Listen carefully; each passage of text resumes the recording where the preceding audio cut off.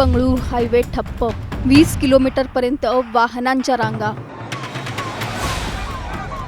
चिमुकलीचा मृतदेह आंदोलनस्थळी, नागरिकांचा संतापनावर. 4 वर्षांच्या निष्पाप चिमुकलीची अत्याचारानंतर हत्या. एका निष्पाप चिमुकलीवर झालेला अमानुष अत्याचार आणि त्यानंतर पेटलेला जनतेचा संताप.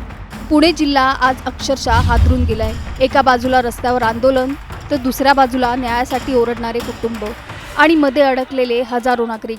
पण हा संताप इतका का उसळला आणि पुणे बंगळुरू महामार्ग अचानक कसा ठप्प झाला, याचा सविस्तर आढावा या व्हिडिओच्या माध्यमातून आपण घेणार आहोत. त्यासाठी हा व्हिडिओ शेवटपर्यंत पाहत राहा आणि टाइम्स नाऊ मराठीला लाईक, फॉलो आणि सबस्क्राईब करा.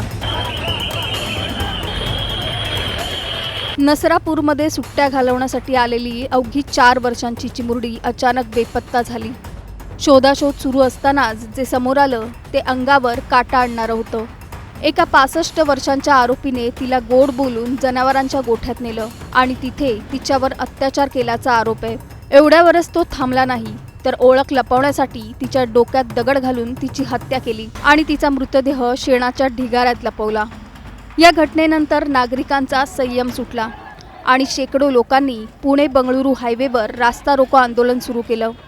आंदोलनामुळे काही वेळातच हायवेवर प्रचंड वाहतूक कोंडी झाली आणि रस्त्यावर लांबच लांब वाहनांच्या रांगा दिसू लागल्या.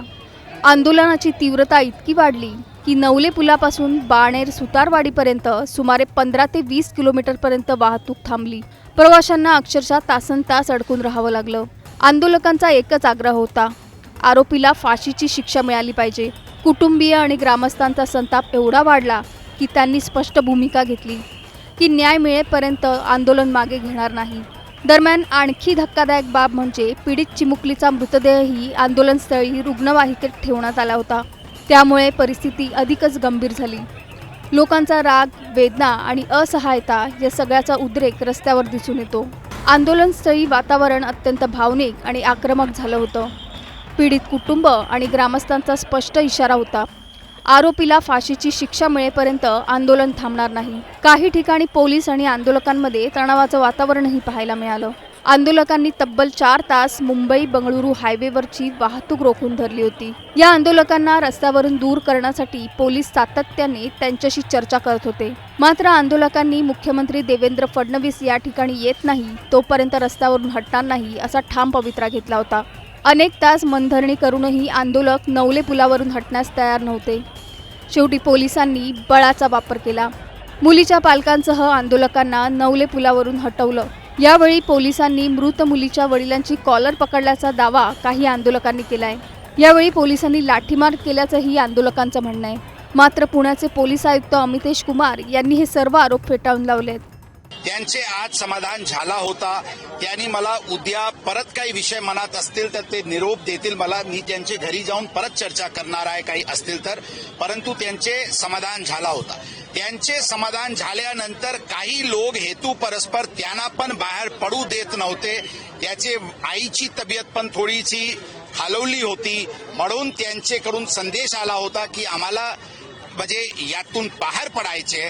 काही लोक जे प्रेमाने निघत नव्हते त्यांना थोडा जबरीने तिथे बाजू करण्यात आलेली आहे. कोणताही विशेष बलबलचे प्रयोग करण्यात आलेले आहेत. या संपूर्ण प्रकरणाने पुणे जिल्ह्यातील वातावरण अक्षरशः ढवळून निघालंय. एका बाजूला चिमुकलीचा हृदयद्रावक अंत आणि दुसऱ्या बाजूला न्यायासाठी रस्त्यावर उतरलेली जनता. या दोन्ही गोष्टींमध्ये अडकलेला सामान्य नागरिक मात्र हतबल दिसतोय.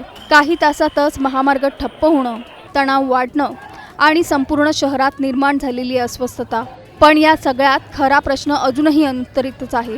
एवढं काही घडूनही न्याय मिळण्यात इतका उशीर का? आणि अशा घटना पुन्हा घडू नयेत यासाठी व्यवस्था खरंच किती सज्ज आहे? आता प्रश्न फक्त इतकाच आहे की ही वेदना कधी संपणार आणि खरंच त्या निष्पाप चिमुकलीला न्याय कधी मिळणार? तुमचं मत आम्हाला खाली कमेंटमध्ये नक्की सांगा आणि चॅनलला सबस्क्राईब करा. विस्तृत चर्चा झाली. जे काही त्यांचे शासनाकडून आणि पोलीस विभागाची भूमिका अत्यंत गांभीर्याने माननीय मुख्यमंत्री महोदय आणि शासनाने घेतलेली आहे. घटनाला लवकरात लवकर आरोपी विरुद्ध चार्जशीट तसेच ट्रायल कंप्लीट करून शिक्षा आणि शिक्षा गंभीर ते गंभीर शिक्षासाठी पोलीस विभाग प्रयत्नशील राहणार आहे आणि त्यामध्ये नक्कीच आम्हाला यश मिळेल. जे काही स्पेशल काउन्सिल्स आहे त्याचे पण त्या नातेवाईकांची चर्चा झाली. ते उद्या परत चर्चा करून कोणाची त्यांची आग्रह आहे ते एकदा परत बघू. त्यांचे आज समाधान झाला होता. त्यांनी मला उद्या परत काही विषय मनात असतील तर ते निरोप देतील मला. मी त्यांचे घरी जाऊन परत चर्चा करणार आहे काही असतील तर. परंतु त्यांचे समाधान झाला होता. त्यांचे समाधान झाल्यानंतर काही लोक हेतू परस्पर त्यांना पण बाहेर पडू देत नव्हते. त्याचे आईची तब्येत पण थोडीशी खालवली होती म्हणून त्यांच्याकडून संदेश आला होता की आम्हाला म्हणजे यातून बाहेर पडायचे.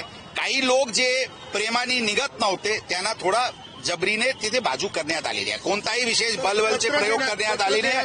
त्यांचे कलेक्टर साहेबांचे पत्र शासनाची वतीने देण्यात आलेली आहे की यामध्ये स्पेशल इन्व्हेस्टिगेशन टीम, जलद गती न्यायालय आणि स्पेशल काउन्सिल्स आणि आरोपीला कडक ते कडक शिक्षा होईल यासाठी पूर्ण शासन आणि प्रशासन, पोलीस विभाग त्यामध्ये प्रयत्नशील राहणार आहे असं पत्र त्यांना दिलं. फोनवरून संपर्क साधत होता ते नेमके कोण होते? फोनवरून आपण बोलत होता.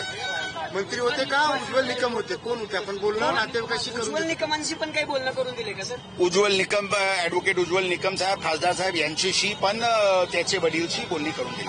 15 दिवसांमध्ये तिची आईची तब्येत खराब झाली होती. त्यांच्या पालकांचं, चिमुकलीच्या पालकांचं तुमच्या समोर म्हणणं काय होतं? त्यांनी काय सांगितलं? त्यांचे समाधान, आमची चर्चा जे मी सांगितले त्याच्याशी त्यांना आश्वासन दिले होते.